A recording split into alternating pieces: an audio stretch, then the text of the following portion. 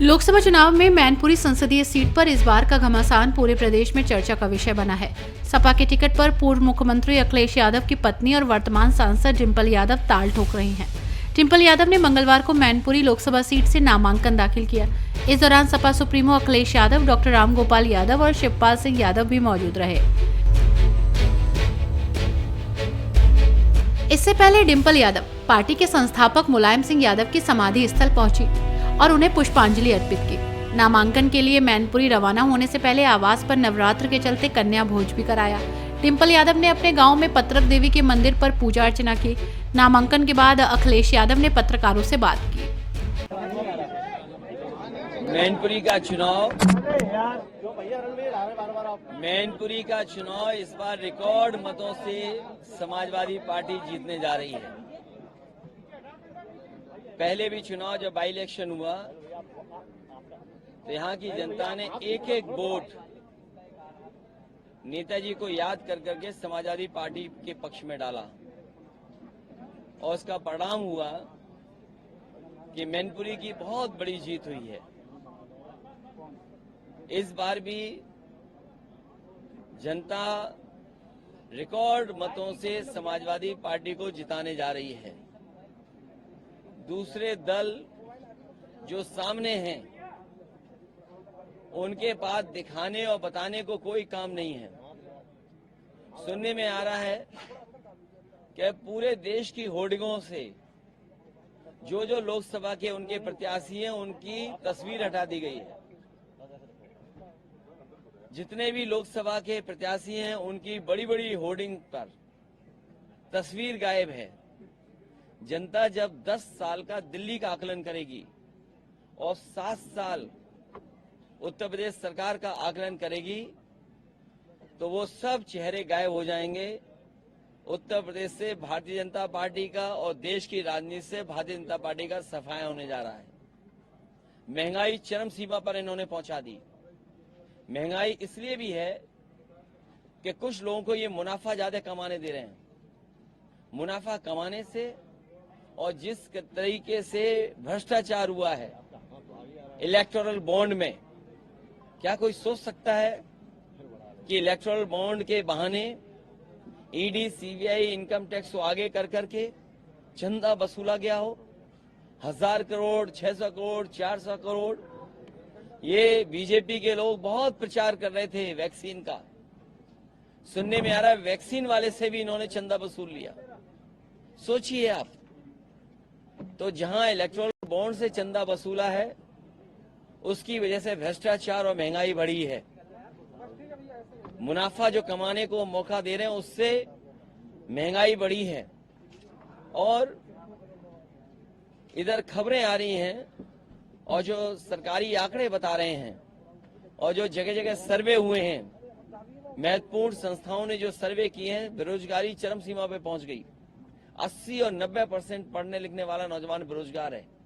मुझे याद है कन्नौज का ब्रजेश पाल, जिसने आत्महत्या कर ली और आत्महत्या करने से पहले उसने कहा कि मैंने इतनी पढ़ाई की, मेहनत की और डिग्री हासिल की। उसने अपनी डिग्रियां चला दी और कहा कि जिस डिग्री से मुझे नौकरी नहीं मिल सकती उस डिग्री का क्या फायदा। उसने आत्महत्या कर ली। जो लोग विश्व गुरु बनाना चाहते हैं उनकी सरकारों में किसानों ने 1 लाख आत्महत्या की है। दिल्ली की सरकार जब से आई है 2014 से और अभी तक का अगर आप आंकड़ा देखेंगे एनसीआरबी का, 1 लाख किसानों ने आत्महत्या की। ये वही लोग हैं जो किसानों के लिए काले कानून ला रहे थे। अंतर्गतवा इन्हें कानून वापस लेने पड़े। हजारों किसान उसमें शहीद हो गए। किसान ये बात नहीं भूला है और किसान ये बात भी नहीं भूला है कि उसकी आय दोगुनी का वादा किया था। आज किसान की किसी फसल की आय दोगुनी नहीं है। फसल तैयार है, सरकार क्या रेट दिलवा पा रही है? कहने को तो इन्होंने भारत रत्न दिया है चौधरी चरण सिंह जी को, स्वामीनाथन जी को, लेकिन क्या किसानों को जिनके लिए जीवन भर चौधरी चरण सिंह जी ने संघर्ष किया और स्वामीनाथन जी कमीशन ने जो रिपोर्ट बनाई जिससे किसानों को लाभ मिलता, क्या ये सरकारी या कानूनी अधिकार दे पा रहे हैं किसानों को एमएसपी के लिए? ये बड़े सवाल हैं और इनकी सरकार में तो हर परीक्षा लीक हो रही है। अभी तक 10 परीक्षाएं वो लीक हो गई हैं। जानबूझ करके इन्होंने नौजवानों से नौकरी छीनी है। ये नौकरी नहीं छीन रहे हैं, ये आरक्षण नहीं देना चाहते हैं, क्योंकि वो जानते हैं सरकारी नौकरी देनी पड़ेगी तो आरक्षण देना पड़ेगा। ये आरक्षण नहीं देना चाहते, इसलिए नौकरी के जानबूझ करके पेपर लीक करा रहे हैं। और अग्निवीर जैसी व्यवस्था को कभी समाजवादी लोग स्वीकार नहीं कर सकते हैं। जो 4 साल की आधी अधूरी नौकरी है, आने वाले समय में हो सकता है ये खाकी वालों की भी 4 साल या 3 साल की नौकरी कर दें, तो सोचो इनका भविष्य क्या होगा। इसलिए सोच रहे हैं नौजवान और भारतीय जनता पार्टी का सफाया करने जा रहे हैं।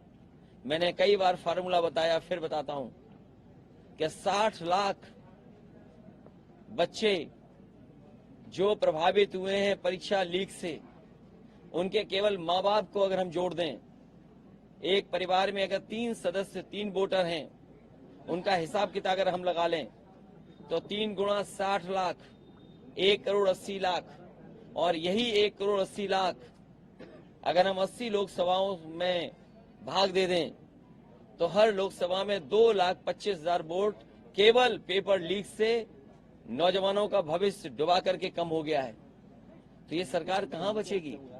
जो लोग 400 पार की बात कर रहे हैं वो हारने जा रहे हैं, अपनी हार छिपाने के लिए 400 पार कह रहे हैं। और अगर 400 पार ही कर रहे होते तो क्या झूठे मुकदमे लगा करके दिल्ली के मुख्यमंत्री को जेल भेजना पड़ता?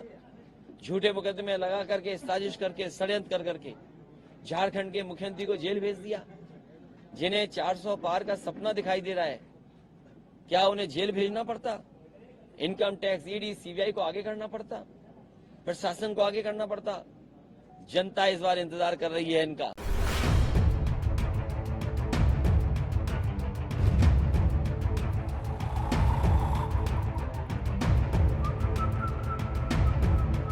हर बड़ी खबर का असली एड्रेस है खबरनामा। इसलिए हर न्यूज अपडेट के लिए सब्सक्राइब करें और फॉलो करें खबरनामा। और इस वीडियो के लाइक बटन को प्रेस कर इस वीडियो पर कमेंट के जरिए अपनी राय देना ना भूलें।